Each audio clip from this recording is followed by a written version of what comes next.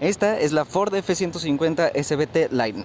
Lightning, ¿qué quiere decir? Que carga un pinche motorzón, hijo de la chingada. Un 5.4 litros super cargado que genera 390 caballotes de fuerza. Esta comparte motor con el Ford GT del 2005, también con el Ford GT 500 si no me equivoco. Y desafortunadamente para muchos esta venía con una caja automática de 4 velocidades, la verdad bastante pedorra. Pero sin embargo Lightning también quiere decir que corre como pinche rayo, cabrón.